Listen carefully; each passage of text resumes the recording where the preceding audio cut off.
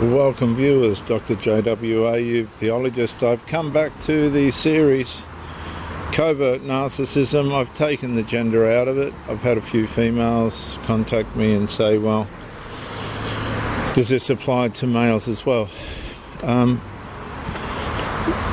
Different ways. So I'm just going to take the gender out of it. Covert Narcissism, when you could no longer tell whether you were leaving or still emotionally waiting.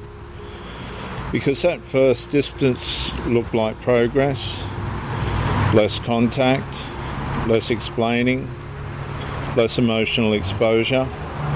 You thought separation would naturally weaken the attachment, but something more disturbing began happening.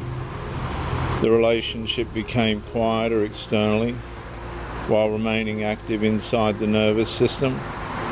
You were not fully staying, but you were not fully gone either. And that is the limbo. Not connection, not freedom, suspension. Because covert narcissism, narcissistic trauma, bonds can place a person in the most exhausting position of all, needing to go while psychologically remaining. The body keeps waiting for relief. The mind keeps replaying the injury.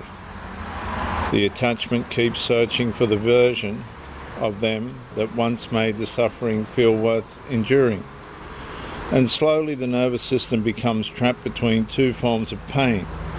Staying feels destructive and leaving feels impossible. And viewers, love should not leave your nervous system stranded between escape and return. But eventually, in a covert narcissistic relationship, it can. Especially after repeated cycles of intermittent warmth, emotional starvation, withdrawal, re-engagement, interruption, and abandonment fear have trained the body to experience attachment as survival. And that is the captivity. Because eventually the question stops being, do I want relationship? Do I want this relationship? And becomes, what part of me still wait for what I know is harming me? Why does part of me still wait for what I know is still harming me? And that question reveals the damage.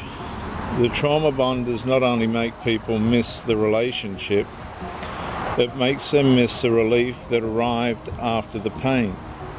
It makes silence feel unfinished. It makes distance feel unsafe. It makes freedom feel emotionally incomplete. So the person hovers, not fully returning, not fully healing, not fully trusting the separation, not fully trusting themselves. And that is where limbo becomes a narcissistic prison. Because the relationship no longer needs to physically hold them there. The conditioning teaches the nervous system to hold itself there. They may recognize the manipulation, they may understand the instability, they may know the attachment is unhealthy, and still, part of them emotionally waits. That contradiction is catastrophic, because life starts continuing around them while their inner world remains paused at the point of unresolved attachment. Viewers, love should not make waiting feel safer than healing. But in a narcissistic covert relationship, it does. And over time, the devastation deepens. The person stops measuring progress by freedom. They measure it by how strongly the pull returns. And one day they feel clear, the next day they feel grief. One moment they know, the next moment they want the warmth back. Not because the relationship became safe, but because the nervous system still confuses emotional captivity with emotional connection. And healing begins when the question changes. Not, do I still miss them, but what part of me was trained to experience limbo as love? Because limbo is not love. It is the nervous system waiting at the doorway of a relationship. The soul knows it cannot survive.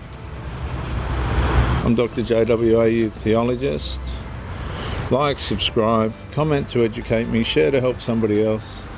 I'll see you in the next video.